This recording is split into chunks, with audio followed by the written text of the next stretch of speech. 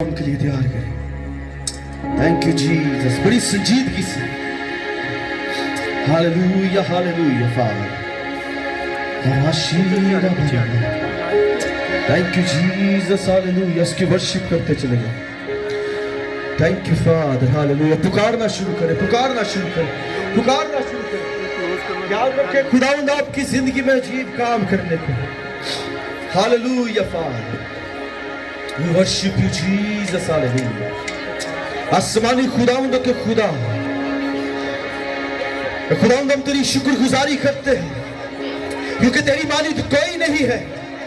तू जो बाप का इकलौता है, तू जो खुदावंद इंसान से मोहब्बत रखता है।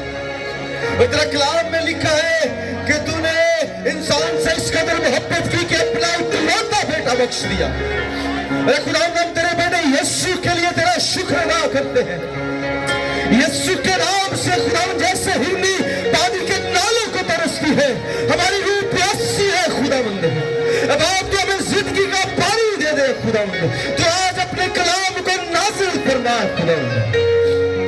अरे खुदावंद तेरे खादम के लिए जिसके मुंह में तेरा कलाम है, आज शाम तेरी हुजूरी में देते हैं। यीशु के नाम से तेरा खादम आज आपके शोले के मानिद इस्तेमाल हो। और जब तेरा बंदा कलाम करे तो बंजर जमीन से रात होना शुरू हो जाए, मुर्दा जिंदगियों में जान आना शुरू हो जाए। Hallelujah father. खुदावंद हम तेरी आवाज को सुनने के लिए तैयार हैं। हम सैमुएल की मानिद कहते हैं, फरमा तेरा बंदा सुनता है। यीशु मसीह नासरी के नाम से मांगते हैं, आमीन आमीन। आए जोरदार तालियां खुदावंद के जलाल के लिए। और आपकी जोरदार तालियों में मैं खुदावंद के खादम पास्टर सुहेल पीटर को वेलकम करता हूं कि वो आए और खुदावंद की जिंदा आवाज को पेश करें। आपकी तालियों की आवाज बहुत कम है। जिस कदर आप खुदावंद से मोहब्बत रखते हैं उस कदर तालियां बजाएं। Thank you Jesus, hallelujah. तशरीफ रखिए।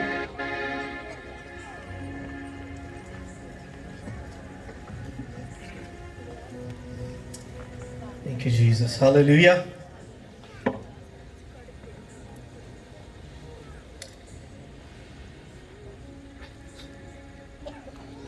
आज कितने लोग खुदावंद में बेदारी को महसूस करते हैं। हालेलुया। ये जोरदार तालियां बजाएं। Praise God. प्रस्तिश बेदारी को लेकर आती है, प्रस्तिश खुदावंद की हुजूरी को लेकर आती है। और मैं तमाम अपने हम खिदमत पासबानों का मैं तहे दिल से शुक्रगुजार हूँ जो तमाम अपनी अपनी कलीसियाओं को लेकर आए हैं ताकि हम खुदावंद के कलाम में और खुदावंद की हुजूरी में ज़िंदगी गुजार सके। मेरा ख्याल है कि काफ़ी दिनों के बाद खुदावंद ने ये फजल किया है कि हम दोबारा आपके दरमियान आए और खुदावंद के नाम को जलाल दे सके। और टाइम काफ़ी हो चुका है,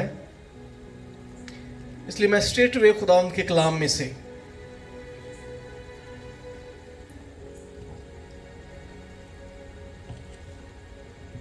कुछ ना कुछ पढ़ना चाहूँगा ताकि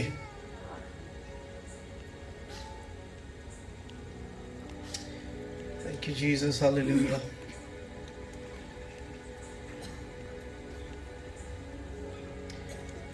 खादमों में से अगर कोई पढ़ सके मरकस की मार्फत लिखी इंजील,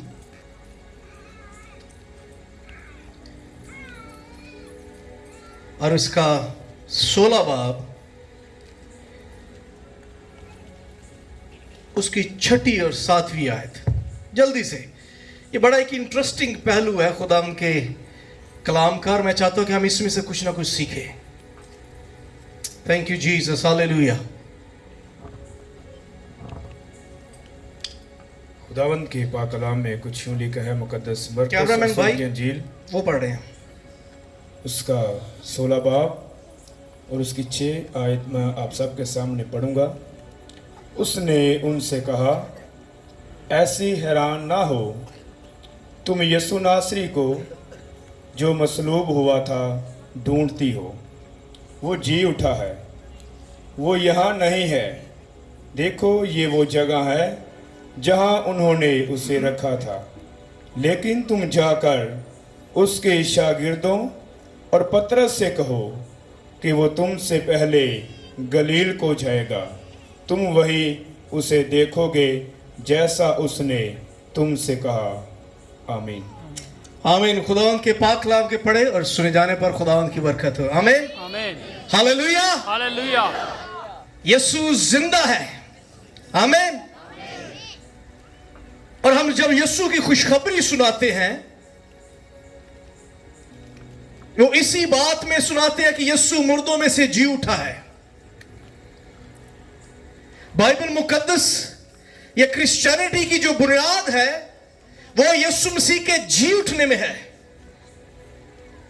पहला कुरिन्थियों और जब हम उसका 5वां बाब पढ़ते हैं, पौलुस कहता है कि अगर फिल हकीकत यीशु जी ना उठता तो हमारा ईमान बेफायदा था, हमारी मुनादी बेफायदा है। और कहता वो जो हमसे पहले मर चुके हैं वो सब नाउमीदी में चले जाते। सो हम खुदा की शुक्रगुजारी करते हैं, वो मेरे लिए और आपके लिए, इस तमाम जहान के गुनाहों के लिए वो मसलूब हुआ, वो दफन हुआ और तीसरे दिन मुर्दों में से जी उठा। और बाइबल बयान करती है कि वो अब्दुल्लाबाद जिंदा खुदा है जिसकी मुनादी आज हम कर रहे हैं। आज यही वजह कि हम उसकी प्रस्तिश कर रहे हैं, यही वजह कि हम उसकी सिताइश कर रहे हैं।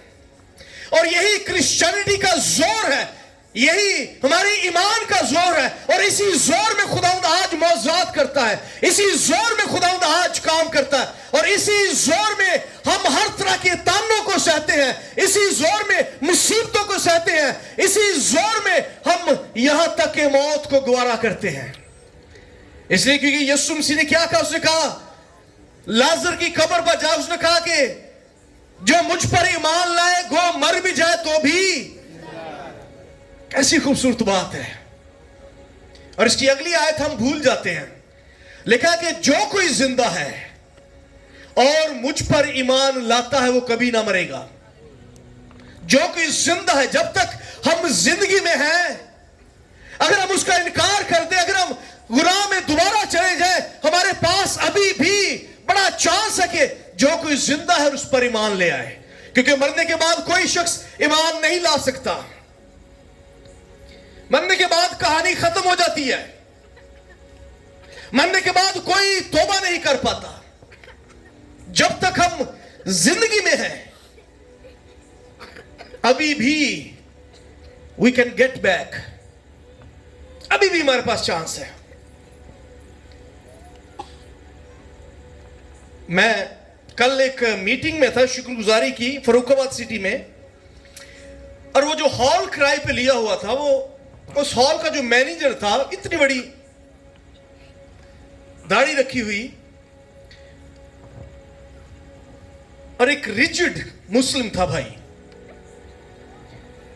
मुझे खुदा के कलाम की मुनादी करने का मौका मिला। जब मैंने कलाम सुना चुका, सारे लोग हॉल से बाहर जा रहे हैं और वो दरवाजे पर खड़ा है और वो इंतजार कर रहा है कि कब ये शख्स गुजरे तो मैं इससे बात करूं। और जैसे मैं दरवाजे से गुजरने लगा, भाग के मेरे साथ आकर जुड़ गया। वो कहता कि जो बातें आपने बताई हैं बाइबल मुकद्दस की, हमने कभी नहीं सुनी। और बाइबल मुकद्दस की खूबसूरती यह है कि जब हम बाइबल मुकद्दस को सुनते हैं, हमारे दिलों को, रूह को सुकून मिलता है, हमें एक बड़ी उम्मीद मिलती है, हमें बड़ी आजादी मिलती है, हमारे जहन को खुदा खोलता है। क्योंकि बाइबल जिंदगी की किताब है। और इसी किताब को जब हम बारहा पढ़ते हैं, हम अपने ईमान को ताजा करते हैं। यह एक बड़ी अजीब आयत है, पढ़ी है, मैं उसको दोबारा रिपीट करना चाहूंगा। ये इसलिए अजीब है क्योंकि शायद आज से पहले आपने इस एंगल में ना सोचा हो। खुदा ने क्या कहा जी उठने के बाद?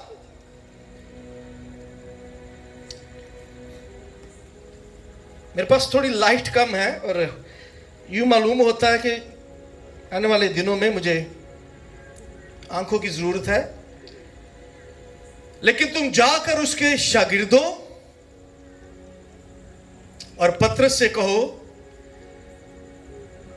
कि वो तुमसे पहले गलील को, क्या आपने नोट किया है? तुम जाकर उसके शागिर्दों और पतरस को कहो। क्या पतरस शागिर्दों में शामिल नहीं है?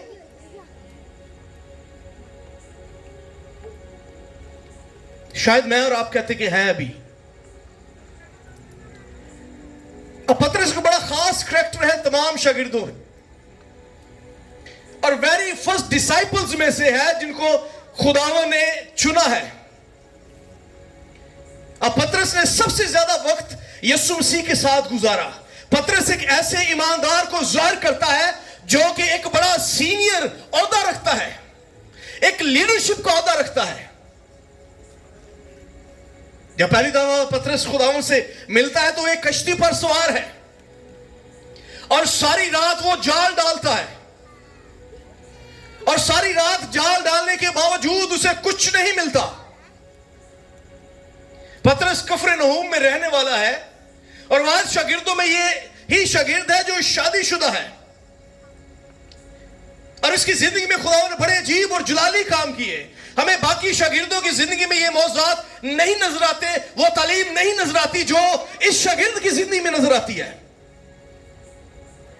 जब यीशु इसके घर जाता है कफरनहूम में, तो इसकी सास बीमार है और कलाम में लिखा है कि यीशु ने उसको छुआ और उसका तप उतर गया और उनकी खिदमत करने लग पड़ी। ये उसके बाद का वाकया जब यीशु पतरस को चुनता है। लेकिन जब कश्ती पर है और भीड़ यीशु मसीह पर गिरी पड़ती है और यीशु पतरस से कहता है कि जरा मुझे अपनी कश्ती को इस्तेमाल करने दे और इसे किनारे से दूर ले चल। अब पतरस अगर शायद मेरी तरह और आपकी तरह होता तो हम बड़े उज़र पेश करते कि मैं सारी रात में काम से आया हूं, मैं जागता रहा हूं, मैं थका हारा हूं, अब मैं घर जाना चाहता हूं, मेरे बीवी बच्चे मेरा इंतजार कर रहे हैं, मेरे लिए गरम गरम रोटी मैं नहीं कर सकता। बेशक उसे कुछ नहीं मिला, ना मछलियां मिली है ना कुछ और। हमें नजर आता है कि उसको कुछ उम्मीद लगी है, लेकिन इसके बावजूद वो अपनी कश्ती को यीशु मसीह को दे देता है। और भाई दा जब वही कश्ती है जो खुदा ने यीशु मसीह की तमाम गलील की खिदमत में यही कश्ती इस्तेमाल होती है। गलील एक बहुत बड़ा सूबा है और उस सूबे के वस्त के अंदर तकरीबन 40 मील लंबी और चौड़ी झील है जिसको गलील की झील कहा जाता है क्योंकि सूबा गलील में है। और इसी झील के आसपास चारों तरफ छोटे छोटे गांव हैं। एक तरफ पर तिब्रियास का गांव है, वो तिब्रियास के लोग इसको तिब्रियास की झील कहते हैं। सो इसके हमें डिफरेंट नाम नजर आते लेकिन ये है एक ही है।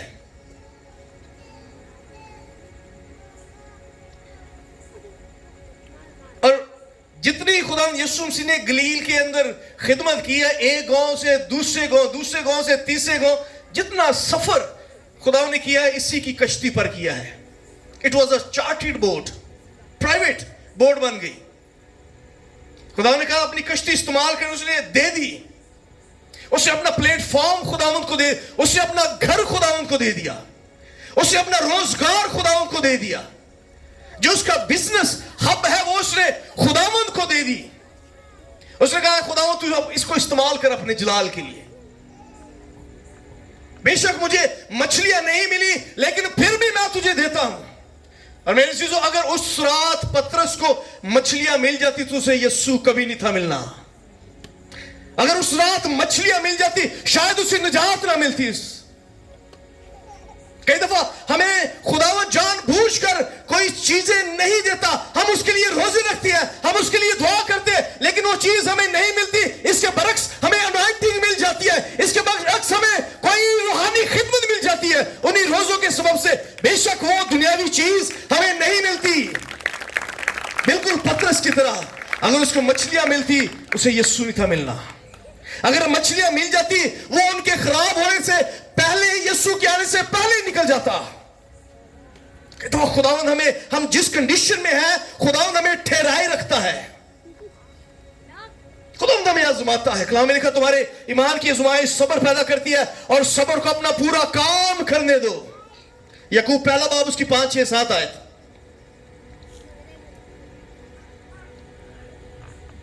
और बाइबल मुकद्दस में लिखा कि जब खुदावंद उसकी कश्ती पर से कलाम कर चुका,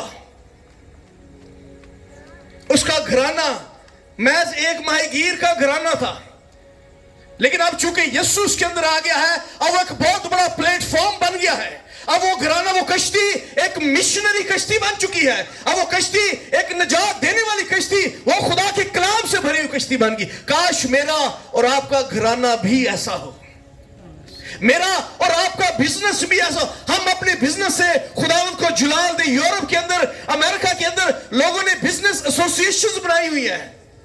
अब देखिए, जो बच्चे इंटरनेट यूज करते हैं, फुल गॉस्पल बिजनेसमैन एसोसिएशन आपको नजर आएगी।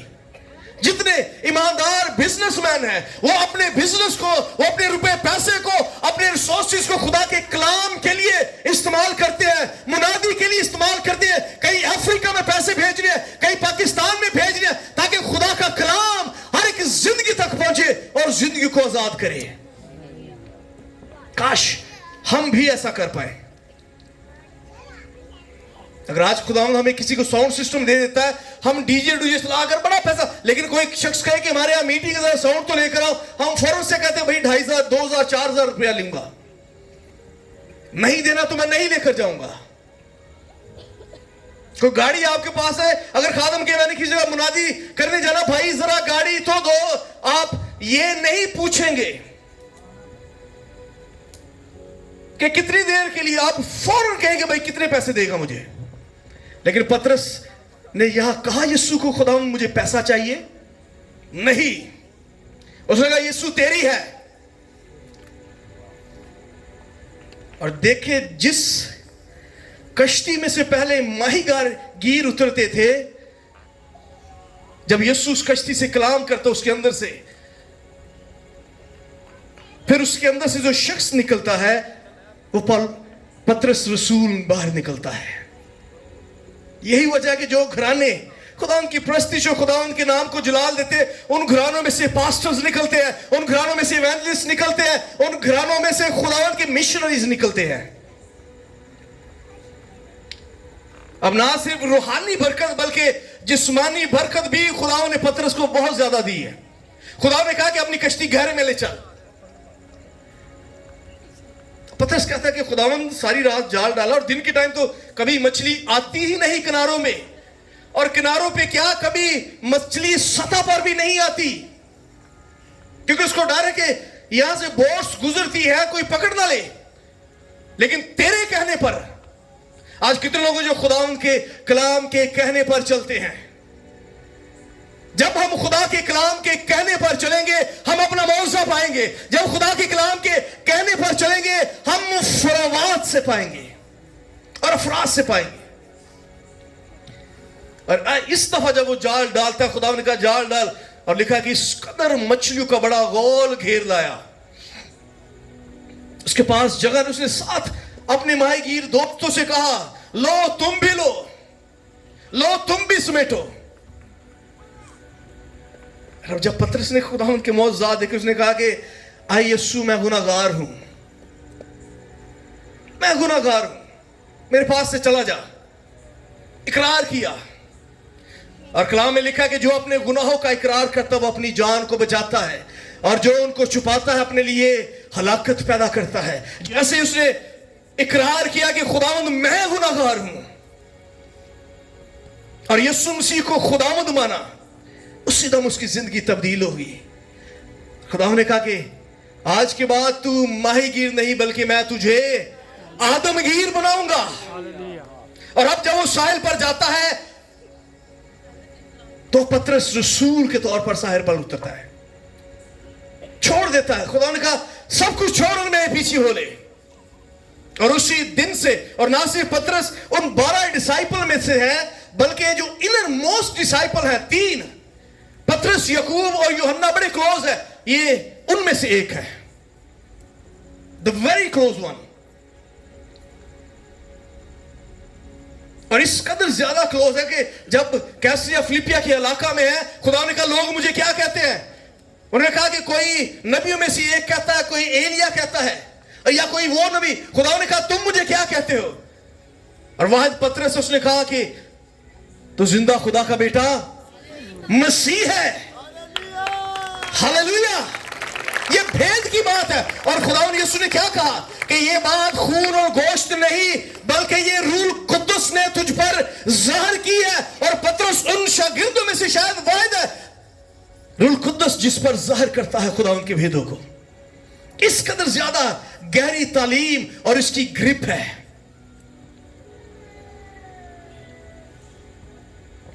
यीशु गलील की झील में है और यीशु ने शागिर्दों से कहा कि तुम जाओ और मैं पहाड़ पर दुआ करके आता हूं। और कलाम में लिखा है कि कश्ती पानी में कहती कहती 2-3 मील चली जाती है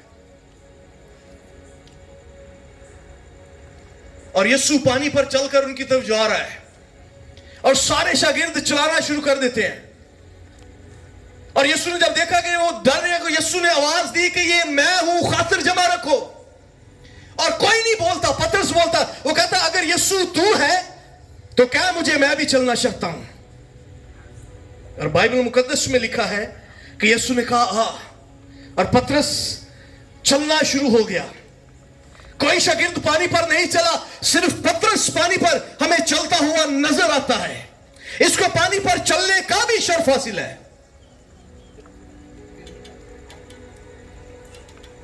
देखिए किस कदर डीप ईमान है इसका, किस कदर बड़ा ईमान है इसका यीशु।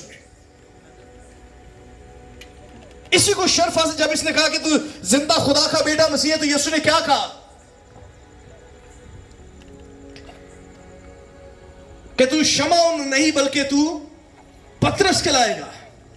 खुदा ने इसकी शनाख्त बदली, क्योंकि शमौन का जो लफ्जी मतलब है रीड, काना, सरकंडा, जो कि गंदे पानी में या छपड़ों में लगातार जब हवा चलती है उसके अंदर से आपको आवाज आती है जूम की, यानी शोर पैदा करने वाला। और यही बात है कि हम शमौन को जब बाइबल मुकद्दस में देखते हैं तो सारे शागिर्दों में जो इसका टाइटल है, इसको बिग माउथ कहा जाता है, बड़बोला। सबसे पहले यह बोलता है। लेकिन खुदा ने कहा क्या, मैं तुझे पतरस बनाता हूं, यानी छोटा पत्थर।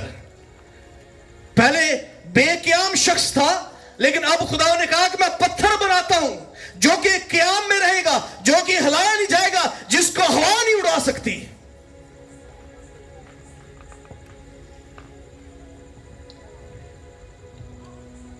इस कदर इसका खुदावन के साथ।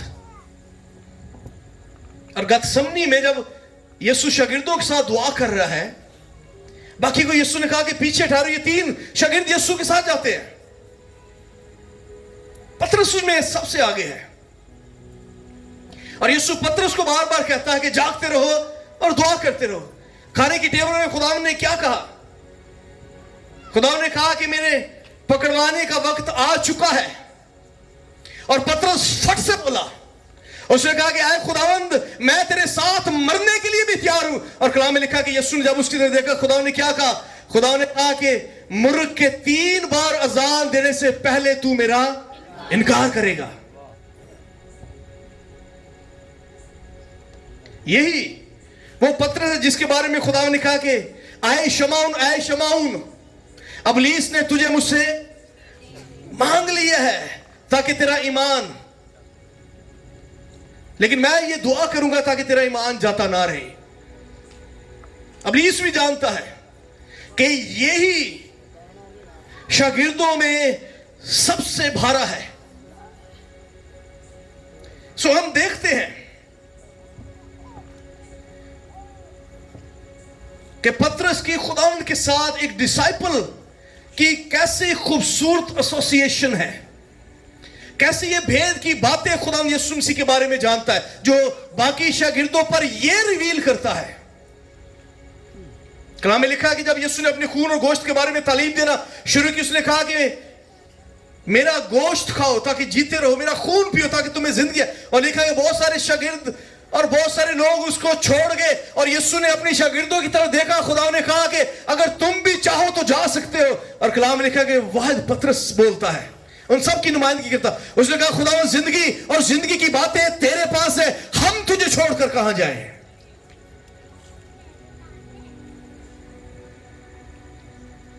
लेकिन इन तमाम बातों के बावजूद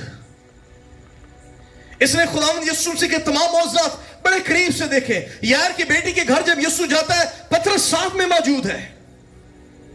कफरनहूम में मौजूदा होता है जब एक पैरालाइज को घर में उतारा जाता है, पतरस वहां मौजूद है। और कुछ लोग ख्याल करते हैं कि शायद ये पतरस ही का घर है, क्योंकि ये भी कफरनहूम का है और खुदावंद की जो स्टे करने की प्लेस है वो इसका घर है। गरासीनियों के इलाका में खुदावंद बदलुओं को निकालता है तो यही पतरस है।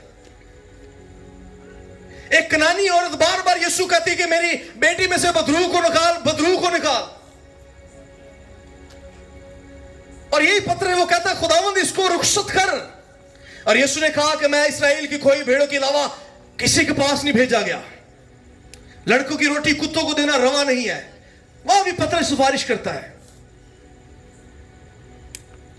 क्योंकि पतरस बड़ा क्लोज है। 12 वर्ष की बीमार जब शिफा पाती है और यीशु कहता है कि किसने मुझे छुआ, और पतरस कहता है कि यीशु तुझे पता नहीं है लोग तुझ पर गिरे पड़ते हैं। इसका तो ज्यादा इसकी क्लोज एसोसिएशन है। लेकिन इसके बावजूद पतरस शागिर्दों में से काट दिया जाता है, क्योंकि खुदावंद जानता है दिलों को कि जब सख्ती आएगी, जब परसिक्यूशन आएगी तो कौन पहले भागेगा। कलाम में लिखा है इंसान बेवफा हो जाए तो हो जाए, लेकिन खुदा वफादार खुदा है। जब यीशु मसीह को पकड़ा जाता है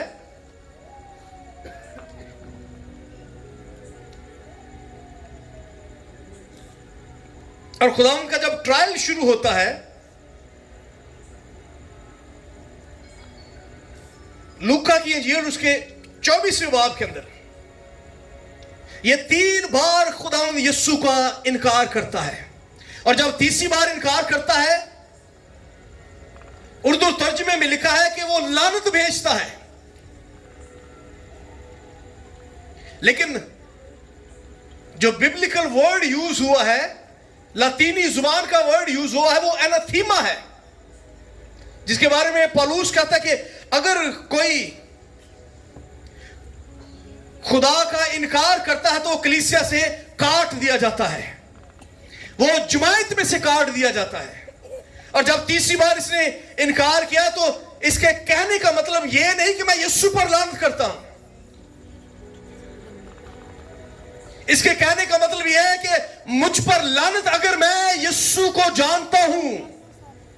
यह एक फ्रेज है, यह एक लाइन है जो इस्राएली जब कोई कसम खाने के लिए बोलते हैं तो अपने आप वो कहते हैं कि मैं जुमायत में से काट दूं, मैं खुदा की हुजूरी में से निकल जाऊं अगर मैं ये काम करता हूं, अगर मैं ऐसा करता हूं।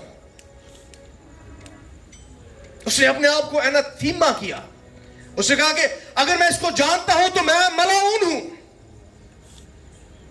यानी उसने अपने आप को खुदावंद की जुमायत में से अब वो जानता कि अब मैं शागिर्द नहीं रहा, अब मेरा यीशु के साथ कोई तलक नहीं। और कलाम में लिखा कि जैसे ही उसने तीसरी बार इनकार किया, मुर्ग ने अजान दी और उसको खुदावंद यीशु की बात याद आई और लिखा है कि वो फूट फूट कर रोने लग पड़ा कि ये मैंने क्या कर दिया है। मैंने अपने आप को खुदा की जुमायत में से बाहर निकाल दिया है, मैंने अपने आप को खुदावंद के लोगों में से बाहर निकाल दिया है। और शरीयत यह है कि जब कोई जुमायत में से बाहर निकाला जाता है, अगर आप पुराने नामे को जानते हैं, तो काहिन ही है जो कि उसको अपने अंदर वापस जुमायत में ला सकता है, इसके अलावा कोई भी नहीं। जब कोड़ियों को बाहर निकाला जाता, जब तक काहिन मुलाहिजा ना करे वो जुमायत में वापस नहीं आ सकता।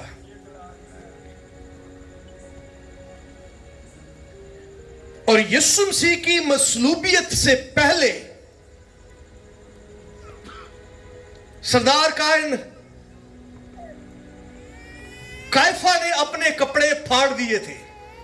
उसने कहा यीशु को, क्या तू खुदा का बेटा है? यीशु ने कहा, तू खुद कहता है। और लिखा कि उसने अपने कपड़े फाड़ दिए, अपने सर पर खाक डाली। और कलाम मुकद्दस में, शरीयत में लिखा कि अगर कोई काहिन अपने कपड़े फाड़ता है तो वो अपने काहिन के मनसब को रोकता है और वो काहिन नहीं रहता। और मालूम होता है कि पतरस के रोने का एक बड़ा सबब यह है कि इस्राएल में इस वक्त कोई काहिन नहीं है जो उसको खुदा की जमात में वापस लाए। वो शायद इसलिए रो रहा है कि यीशु जो उसका काहिन है अब ये मारा जा रहा है, और अगर यीशु मर गया तो फिर कौन है जो उसको जमात में वापस लाएगा? अब इसकी नाउमीदी यहां शुरू हो जाती है। कई दफा हम हालात से डरकर इनकार कर देते हैं खुदा यीशु का। हमारी प्रायोरिटी शायद हमारे बच्चे की फीस है, हमारी प्रायोरिटी हमारी शायद गेम्स है, हमारी प्रायोरिटी हमारी नौकरी है, शायद हमारी अपनी जान बचाना है, और हम खुदावंद यीशु का इनकार कर देते हैं। हम एक बड़े अच्छे ईमानदार की जिंदगी गुजार रहे हैं, खुदा हमारे वसीला से काम कर रहा है, खुदा हमारे वसीला से मौजूद कर रहा है, हम एक शागिर्दों का ग्रुप लीड कर रहे हैं, हम एक जमात को लीड कर रहे हैं, लेकिन इसके बावजूद हम कहीं ना कहीं गिर जाते हैं। जहां हम अपने आप को चुनते हैं वहां हम खुदावंद का इनकार करते हैं। जहां हम अपनी जरूरियात को चुनते हैं वहां हम खुदावंद का इनकार करते हैं। जहां हम अपनी प्रायोरिटीज को आगे रखते हैं वहां हम खुदावंद का इनकार करते हैं। हमें पता है संडे का दिन है, चर्च शुरू होने वाला है, हमारे मेहमान आ गए और हम मेहमानों के लिए अपना चर्च मिस करते हैं। हम मेहमानों को प्रायोरिटी देते हैं, हम अब खुदावंद का इनकार कर देते हैं। छुट्टी का दिन है, मैं सुबह 6 बजे 6 दिन उठता हूं, आज संडे है और पता है चर्च 10 बजे लग रहा है, आज मैं खूब सोऊंगा, आज मुझे नींद प्यारी है, आज मैं खुदावंद का इनकार कर रहा हूं। हम कहीं ना कहीं खुदावंद का इनकार करते हैं और ऐसा होता है। उसने अपने आप को खुद ही शागिर्दों की जमात में से निकाल लिया। उसने इनकार किया कि यीशु तू तो मरने वाला है, मैं भी तेरे नाल ही ना मर जावां, मेरा क्या बनेगा, मेरे बीवी बच्चों को क्या बनेगा। वो इनकार करता, मैं नहीं जानता।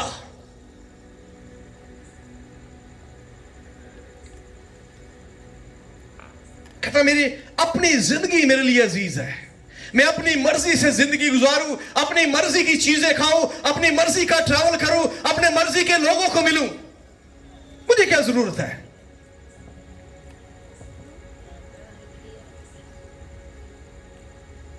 अगर मुझे यह काम करने से मुझे मेरी नौकरी कायम रहेगी तो मैं करूंगा, अगर कोई यह काम करने से मेरी जिंदगी कायम रहेगी तो मैं रहूंगा। और यह स्टेट में अपने ईमान का इनकार है। उन्होंने कहा कि तू यीशु का शागिर्द है, तू जानता है उसको चाहिए, कहता हां मैं यीशु का शागिर्द हूं जो खुदा का बेटा है, मैं उसका शागिर्द हूं जो मौजूजात करता है, मैं उसका शागिर्द हूं जो जिंदगी है। उसने कहा मैं नहीं जानता इसको, और अपने आप को जमात में से निकाल देता है और फिर रोता है, पछतावा होता है। शायद उसको यह है कि यीशु मुर्दों में से नहीं जी उठेगा, आज इसको मार देंगे, कहानी खत्म।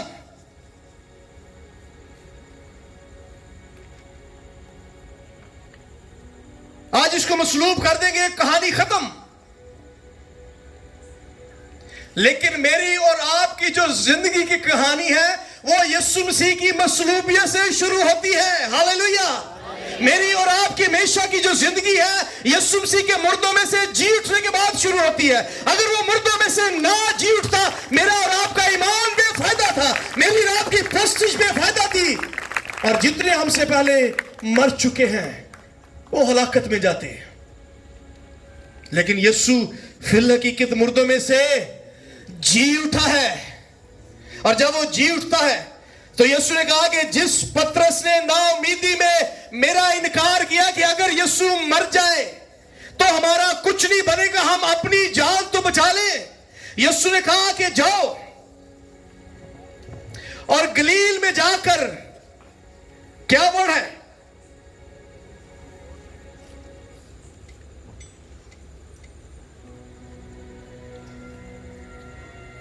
लेकिन तुम जाकर उसके शागिर्दों और पतरस को बताओ।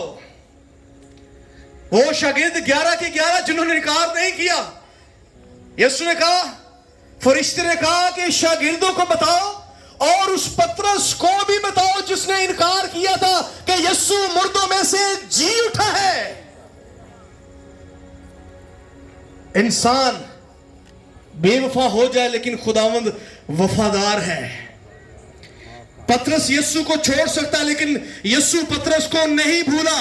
वो आज भी जी उठने के बाद सबसे पहली आवाज, सबसे पहला नाम पतरस का लेता है, किसी शागिर्द का नहीं। उसने कहा पतरस को बताओ कि मैं जी उठा हूं, पतरस को बताओ कि मैं जो मर गया था तीसरे दिन मुर्दों में से जी उठा हूं।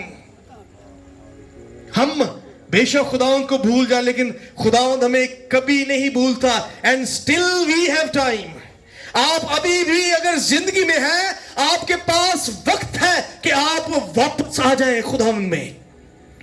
वो आज भी आपका नाम लेकर आपको पुकारता है।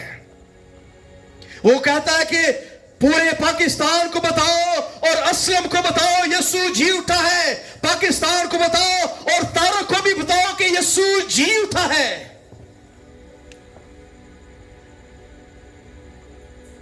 अपने आप को बताएं।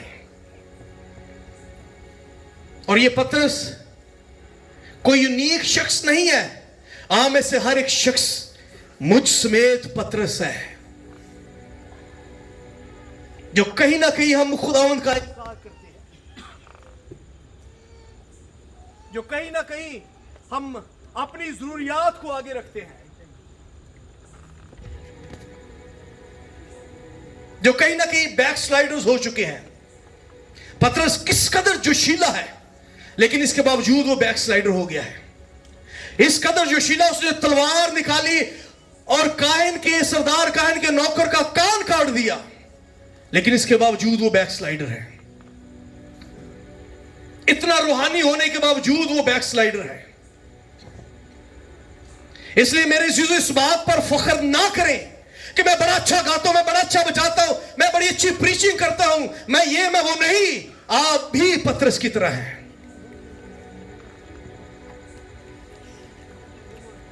लेकिन खुदावंद हमारा नाम लेकर हमें जानता है। वो कहता है कि मेरे शागिर्दों को बताओ और आप में से हर एक पतरस को बताओ कि यीशु मुर्दों में से जी उठा है। आइए अपने स्वर को झुकाएंगे और अपने अंदर के पतरस को देखें। देखिए कहां आपने अपने आप को ज्यादा प्यार किया है, कहां यीशु का हमने इनकार किया है। और मैं आज खास अल्टर कॉल देना चाहता हूं बैकस्लाइडर्स के लिए, जो शायद अपनी खिदमत को छोड़ चुके हैं। अगर वर्शिपर थे वो वर्शिप छोड़ चुके हैं, अगर वो चर्च में अशर का काम करते थे वो काम छोड़ चुके हैं। खुदावंद आपका नाम लेकर आपको बुलाता है और बताता है। हालेलुया। अगर कोई ऐसा है हमारे दरमियान जो महसूस करता है कि खुदावंद मैं बैकस्लाइडर हो चुका हूं, तो आइए हम, वक्त है कि हम इकरार करें, वक्त है कि हम दोबारा उस पोजीशन पर आए जहां खुदावंद ने मुझे और आपको ठहराया है। हम अपने रूहानी ऑफिस में दोबारा खड़े हो जाएं। हालेलुया। सब अपनी आंखों को बंद रखें। Hallelujah, praise Jesus. हालेलुया। और अगर इसके अलावा कोई ऐसा बहन भाई है जो आज अपनी जिंदगी खुदावंद को देता है, अपना घर अपना खुदावंद को देता है, अपने आप खुदावंद को देता है, तो वो भी अपना हाथ बुलंद करे ताकि हम उसके लिए भी दुआ करें। और अगर कोई फिर दोबारा चाहता है कि खुदावंद उसे बहाल करे उसकी रूहानी जिंदगी को, वो भी अपना हाथ बुलंद करे आसमान की तरफ। मुझे ना दिखाए, कलीसिया को ना दिखाए, बल्कि खुदावंद को दिखाए। और मैं चाहता हूं कि आप खड़े हो जाए अपने कदमों पर। हालेलुया। बाकी सब अपनी आंखों को बंद रखें। सीखो तो रोलो शांता काराबासा, खोरो शांता कारालालासा। अपने आप को उसके लहू में छुपाए।